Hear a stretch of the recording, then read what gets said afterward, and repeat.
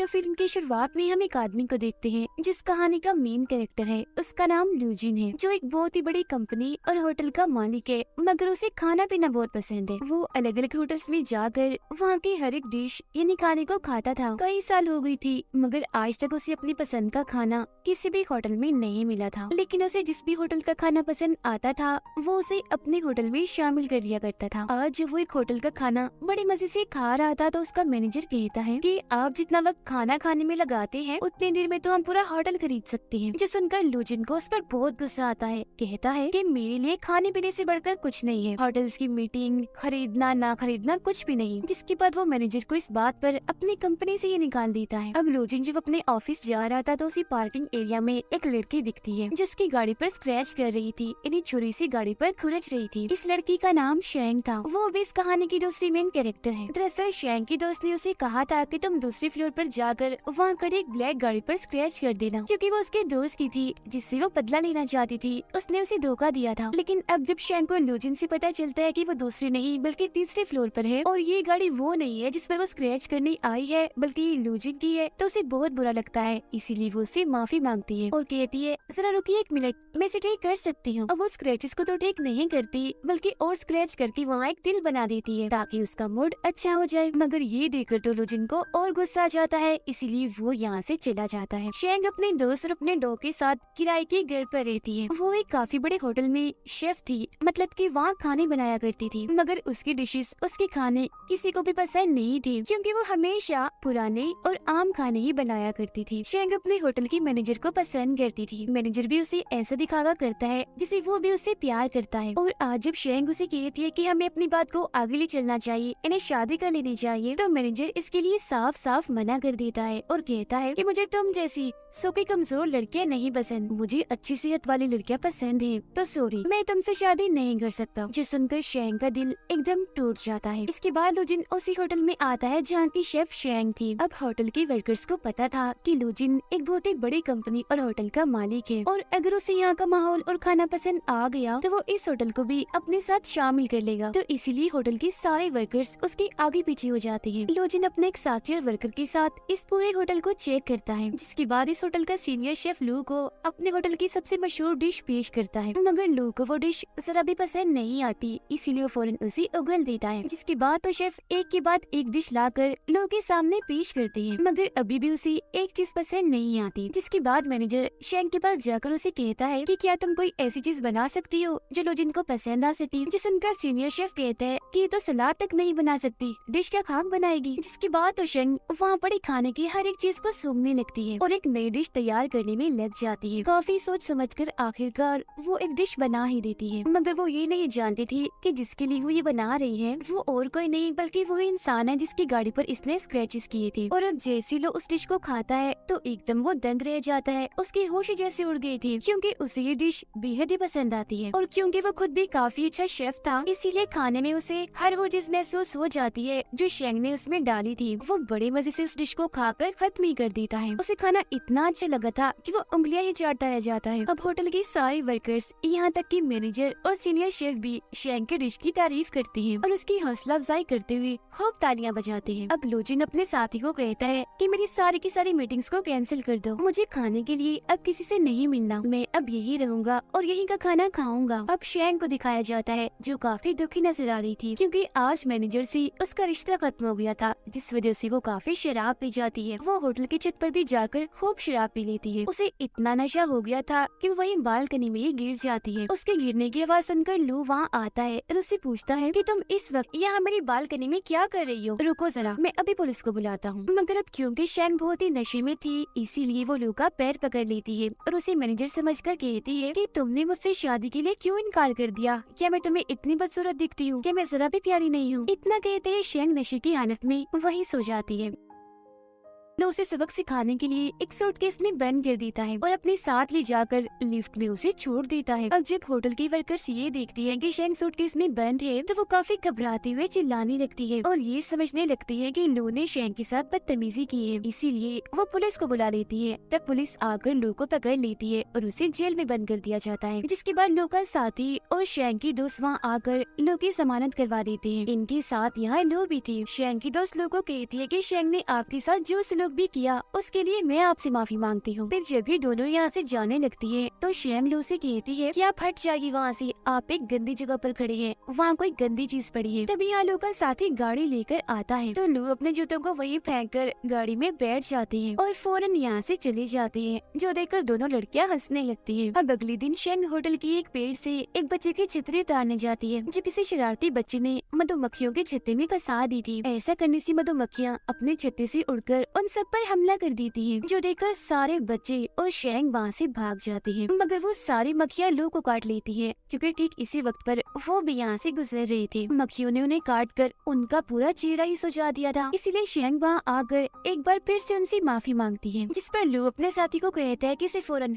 एक घड़ी बांध दो, क्योंकि जब जब ये मेरे आसपास होती है तो कोई ना कोई मुसीबत आ जाती है या ये खुद ही मेरे लिए खतरा बन जाती है, और अब अगर अगली बार ये मेरे करीब आएगी तो अलार्म बज जाएगा, जिससे मैं चौकन्ना हो जाऊंगा और इससे कहीं दूर चला जाऊंगा। लेकिन अभी भी लू ये नहीं जानता था कि वो जिसके खानों का दीवाना है वो और कोई नहीं बल्कि शेंग ही है। वो इसके लिए मनपसंद खाने बनाती है। यहाँ तक कि शेंग को भी ये बात पता नहीं थी कि उसके डिशेस का जो सबसे बड़ा दीवाना है वो और कोई नहीं बल्कि लू ही है। लू क्योंकि होटल में ही रह रहा था, इसीलिए वो थोड़ी थोड़ी देर के बाद कोई ना कोई डिश बनाने को कहता था, जिसे शेंग बना बना कर उसके लिए भेजती थी। वो एक के बाद एक नई डिश को बनाकर बड़े ही अच्छे तरीके से लू के पास भिजवा दिया करती थी, जिन्हें लू बड़े मजे से बड़े चाव से खाया करती थी। अब इसी रात शेंग के पास होटल का मैनेजर आकर उसे कहता है कि अब मुझे मोटी सेहतमंद लड़कियां पसंद नहीं है, बल्कि तुम जैसे स्मार्ट पसंद है, क्योंकि अब मैं भी जिम जाने लगा हूँ। इसीलिए तुम ऐसा करो, आज रात मेरे साथ मेरे घर चलो, जिसके बाद हम शादी कर लेंगे। उसकी बातें सुनकर शेंग को काफी गुस्सा आ गया था, इसीलिए उसे काफी बुरा भला कहकर गालियाँ भी देती है और वहाँ से भगा देती है। खुद भी फिर वो वहाँ से चली जाती है। फिर रात में जब वो अपने दोस्त के साथ घर पर थी तो उसे कहती है कि आजकल मैं होटल में बहुत मसरूफ रहने लगी हूँ, मुझे बहुत काम करना पड़ रहा है, क्योंकि मैं अपने होटल के नए मालिक के लिए अलग अलग डिशेस बनाती हूँ ताकि वो खुश हो जाए और मुझे अपने होटल का सीनियर शेफ बना दे। अगले दिन जब कुछ रिपोर्टर्स लोग का इंटरव्यू लेने आते हैं तो शेंग को पता चल जाता है कि अब तक वो जिसको परेशान करती आई है वो बहुत ही बड़ी कंपनी का मालिक है, और ये और कोई नहीं बल्कि वही है जिनके होटल को खरीदने वाला है, मतलब कि होटल का होने वाला मालिक, और यही मेरे खानों का दीवाना भी है। तो इसीलिए आज के खाने में वो लोगों के लिए दिल खोल कर मिर्च मसाला डालती है, ताकि अब की बात वो उसके खाने को पसंद ना करे और ये उसे दूर चली जाए। मगर उसका ये प्लान काम नहीं करता, क्योंकि खाना खाते हुए लू की आंखों से पानी तो आता है तेज मिर्ची की वजह से, मगर उसे खाने का जायका बहुत अच्छा लग रहा था, इसीलिए वो रुकने का नाम ही नहीं ले रहा था, लगातार बस खाता ही जा रहा था। सबसे आखिर में शेंग लू के लिए अपनी तरफ से एक केक बनाकर भेजती है, जिसमें उसने हर वो चीज डाली थी जो लू को बेहद ही पसंद थी। तो जाहिर है ये केक भी उसे बहुत ही पसंद आता है। केक खाने के बाद तो वो इतना दीवाना हो जाता है कि उस शेफ से मिलने के लिए बेताब हो गया था, जो अब तक उसके लिए खाना बनाती आ रही है। मगर शेंग जब उनके सामने जाने से मना कर देती है तो लोग खुद किचन में आ जाते हैं उससे मिलने के लिए, मगर अभी शेंग उनके सामने नहीं आती बल्कि वहाँ से भाग जाती है, क्योंकि उसे डर था कि अगर उसने मुझे देख लिया तो वो मुझे काम से निकाल देगा। थोड़ी देर के बाद जब लोग वॉशरूम में थी तो वहाँ एक चम्मच आकर गिरता है, जिसे कोई वॉशरूम के अंदर से ही नीचे से हाथ डालकर दोबारा उठा लेता है, जो देखकर लू को लगता है कि जरूर यहाँ कोई चोर है, इसीलिए वो वॉशरूम के दरवाजे को लॉक करके वहीं छुप जाते हैं। अब जब उस वॉशरूम से शेंग बाहर आती है तो चुपके चुपके वहाँ से भागने लगती है। तब लोग उसे पकड़ लेते हैं और गुस्सा करते हुए कहती हैं कि तुम मेरा पीछे करते करते यहाँ भी आ गई, मगर मुझे पता क्यों नहीं चला, कहाँ है घड़ी तुम्हारी, उस पर अलार्म क्यों नहीं बजा। इस पर शेंग कहती है वो असल में इसकी बैटरी लो हो गई है। अब तभी यहाँ एक आदमी आकर जब दरवाजा खोलता है तो शेंग वहाँ से भाग जाती है, मगर जब लोग वॉशरूम में उसकी शेफ वाली शर्ट देखते हैं तो समझ जाते हैं कि यही वो शेफ है जो अब तक मेरे लिए खाने बना रही थी, जिसके खानों का मैं दीवाना हूँ। इसीलिए अगले दिन जब शेंग काम पर आती है तो लोग खुद उससे मिलने चला जाता है और पूछता है कि अब तक तुमने मेरे साथ जो कुछ भी किया क्या वो सब इत्तेफाक था या जानबूझकर तुमने किया था। जिस पर शेंग मासूम सा चेहरा बनाकर कहती है कि नहीं, वो सब इत्तेफाक हो सकता है, मैंने जानबूझकर कुछ नहीं किया। जिसके बाद लोग उसे केक बनाने का कहकर वहाँ से चले जाते हैं और शेंग उसके लिए बना भी देती है। और जब वो बेटा केक की मजे ले रहा था तो उसके पास उसके डैड की कॉल आती है, जो उसे कहती है कि तुम अभी तक वहाँ शंघाई में क्या कर रही रही हो? जल्दी से वहाँ का रेट फाइनल करो और किसी दूसरे होटल के लिए निकलो, वहाँ पर मत बैठ जाओ। अपने डैड की ये बात सुनकर लू काफी उदास हो जाता है, क्योंकि उसे सिर्फ शेंग के हाथ का ही खाना खाने में बहुत मजा आ रहा था। अगले दिन जब वो कॉल करके शेंग को खाना बनाने के लिए कहता है तो उसे पता चलता है कि आज शेंग नहीं आई, वो तो छुट्टी पर है। इसीलिए वो खाने पीने का सारा सामान लेकर शेंग के घर पहुँच जाता है। वो जब बेल बजाता है तो शेंग ही बाहर आती है, जो उसे घर के अंदर ले जाती है। अंदर आकर वो ये देखकर काफी हैरान रह जाता है कि शेंग ने अपने घर का हाल बहुत ही बुरा बनाया हुआ है, क्योंकि घर का सारा सामान इधर उधर बिखरा पड़ा है। उसे वहाँ शेंग का डॉग भी दिखता है। वो फिर खुद ही सोफे पर रखे कपड़े हटाकर बैठ जाता है। वो टेबल पर बहुत सारी किताबें रख लेता है ताकि खाना वो बड़े आराम से खा सके। लो ने आज शेंग को लॉबस्टर यानी समुद्री झींगा लाकर दिया था पकाने के लिए, जिसके बाद शेंग अपने पूरे दिल से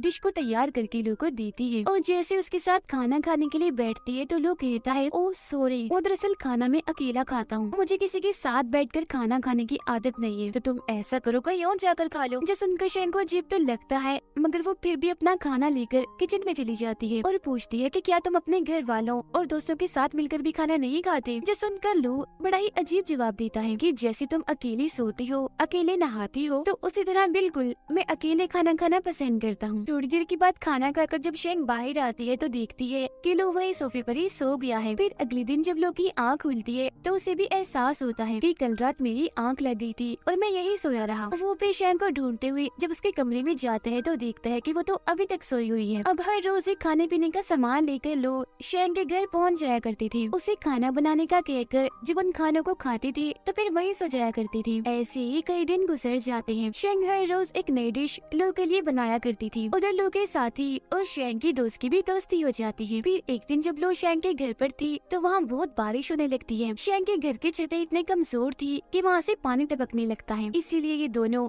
छतरी लेकर वहाँ बैठ जाते हैं। फिर अगले दिन हम देखते हैं कि लो ना तो शेंग के घर आई है और ना ही वो होटल में थी, इसीलिए शेंग अपने दोस्त के साथ लो के घर ही पहुँच जाती है। उन दोनों को देखकर लो का साथी उन्हें अंदर तो आने देता है, मगर वो शेंग को लो से मिलने से मना कर रहा था, इसीलिए वो जबरदस्ती भागकर खुद ही लो के पास आ जाती है। वो वहाँ एक लड़की को देखती है जो लो को खाना पेश कर रही थी। उसे देखकर वो लो से पूछती है कि ये कौन है जो मेरे होते हुए आपको खाना दे रही है, जिस पर लो उसे बताते हैं कि ये मेरे घर की शेफ है। वो शेफ भी फिर शेंग को बताती है कि मैं पिछले 7 सालों से इनके लिए खाना बनाती आ रही हूँ। अब लो भी शेंग को ये कहते हैं कि क्योंकि ये छुट्टी पर थी इसीलिए आया था मैं तुम्हारे पास खाना खाने। ये बात सुनकर शेंग को काफी बुरा भी लगता है, साथ ही उसे काफी गुस्सा भी आ रहा था, तो फौरन वहाँ से चली जाती है। फिर अगले दिन शेंग जब होटल में काम कर रही थी तो लो की शेफ वहाँ आकर उसे पूछती है कि तुम ये काम कब से कर रही हो, जिस पर शेंग बताती है कि मैं तो ये काम 5 साल से कर रही हूँ। वो शेफ कहती है फिर तो तुम अभी मेरे सामने छोटी ही हो, मतलब इतनी माहिर नहीं हो जितनी मैं हूँ, अनाड़ी कह सकते हैं, मगर क्योंकि लोगों को तुम्हारे हाथ का खाना भी पसंद है तो तुम्हें मेरे साथ काम करना चाहिए। हफ्ते में 5 दिन मैं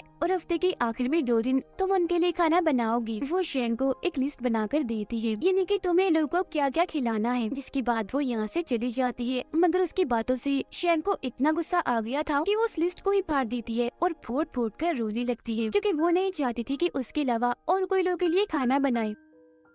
अब अगले दिन जब शेंग होटल के किचन में थी तो तभी सीनियर शेफ वहाँ आकर सभी शेफ से कहती हैं कि बस अब तुम लोग खाना बनाना बंद कर दो, क्योंकि लो की कंपनी ने इस होटल को खरीद लिया है और उन्हें हमसे भी अच्छे और माहिर शेफ चाहिए, इसीलिए उन्होंने हम सबको इस होटल से निकाल दिया है। अब जब लो वहाँ आते हैं तो शेंग गुस्से में वहाँ से चली जाती है और अपना सारा सामान इकट्ठा करने लगती है। तब जब लो उसके पास जाता है तो शेंग उससे पूछती है कि क्या तुमने सबको होटल से निकाल दिया, जिस पर लो कहता है कि हाँ, क्योंकि मैं इस होटल को काफी बड़ा और अच्छी लेवल का होटल बनाना चाहता हूँ, मगर हाँ तुम्हें अपनी शेफ बनाना चाहता हूँ ताकि तुम मेरे साथ रहकर मेरे लिए खाने बनाया करो। जो सुनकर शेंग कहती है मगर मेरी भी एक शर्त है, तुम 2 शेफ के खाने एक साथ नहीं खा सकती, इसीलिए तुम्हें हम दोनों में से यानी उस शेफ और मुझ में से किसी एक को चुनना होगा, और अगर तुम्हें ये मंजूर नहीं तो क्या हम सब शेफ तुम्हारे इस बड़े लेवल वाले होटल में काम नहीं कर सकते? तुमने एक साथ ही सबको निकाल दिया, कोई जज्बात एहसास इंसानियत तुम्हारे अंदर है कि नहीं? आखिर तुम कैसे सबको निकाल सकते हो? ये कहते ही वो रोने लगती है। जो सुनकर लोग कहते हैं कि बस यही तो फर्क है,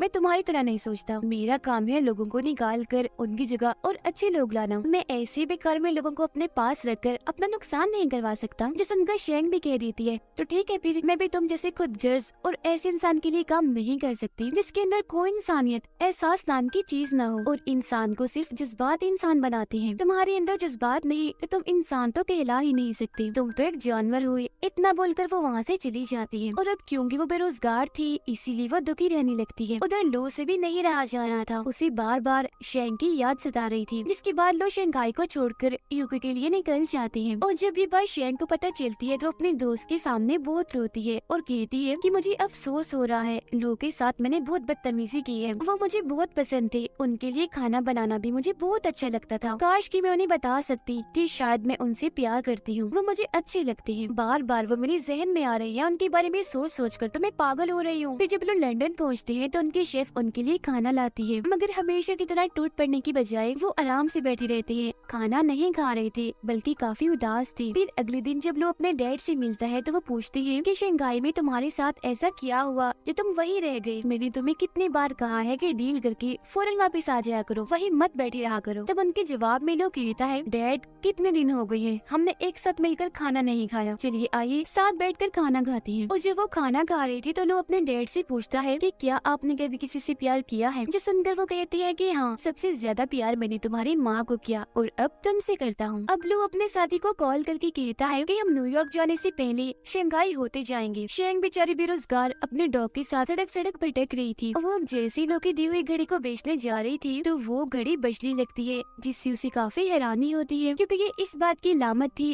कि लो आस पास ही है। और फिर फौरन ही उसे लो की गाड़ी दिख जाती है, उसमें बैठे लो पर जैसे उसकी नजर जाती है तो वो काफी दुखी हो जाती है, इसलिए गाड़ी लेकर फौरन यहाँ से निकल जाती है। वो फिर लो से बचते हुए सब्जी की मार्केट में जाकर छुप जाती है। तब लो उसका पीछे करते करते वहाँ भी आ जाती है, वहाँ उन्हें शेंग का डॉग दिख जाता है, जिसे वो कहते हैं कि अगर तुम मुझे लो के पास ले जाओगे तो मैं तुम्हें मजेदार खाने खिलाऊंगा। जिसके बाद वो डॉग लो को अपने पीछे शेंग के पास ले जाता है, मगर शेंग ने तो खुद को शीशे के कमरे में बंद किया हुआ था। लो उससे कहते हैं, दरवाजा खोलो, मुझे तुमसे बात करनी है। जिस पर शेंग कहती है, नहीं, मैं दरवाजा नहीं खोलूंगी, मुझे आपसे कोई बात नहीं करनी क्योंकि मैं आपसे नफरत करती हूँ। चले जाइए आप अपने उसी शेफ के पास, क्योंकि आज के बाद मैं आपके लिए कुछ बनाने वाली नहीं हूँ। जो सुनकर लो कहती है, तुम मेरे लिए सिर्फ एक शेफ ही नहीं बल्कि तुम बहुत ही खास हो, असल में तुम मुझे बहुत ही पसंद हो, इसलिए जल्दी करो, दरवाजा खोल दो। जो सुनकर शेंग शर्माने और हंसने लगती है, कहती है, नहीं, पहले तुम मुझे ये बताओ कि क्या मैं दुनिया की सबसे खूबसूरत लड़की हूँ, अगर आप बताएंगी तभी दरवाजा खोलूंगी मैं। इस पर लो भी कह देते हैं कि हाँ हाँ, तुम दुनिया की सबसे खूबसूरत लड़की हो। ये सुनकर शेंग को इतनी खुशी होती है कि वो झट से दरवाजा खोल देती है। अब लो उसे यहाँ से लेकर चले जाते हैं। वो उसे एक घर में लाई थी, जिसके बाद वो दोनों बालकनी में जाकर बैठ जाती हैं, क्योंकि ये लो की पसंदीदा जगह थी। दोनों यहाँ से डूबते हुए सूरज को देख रहे थे, क्योंकि ये नजारा देखना दोनों को ही काफी पसंद था। दोनों यहाँ बहुत खुश थे और अब यहाँ आकर वो अपने अपने प्यार का इजहार कर देते हैं, साथ ही एक दूसरे को लेकर जो उनके जज्बात हैं वो भी बता देते हैं। वो फैसला करते हैं कि क्योंकि हम प्यार करते हैं तो जल्द हम शादी कर लेंगे और हंसी खुशी एक साथ रहेंगे। जिसके बाद ये शानदार कहानी इधर ही खत्म हो जाती है।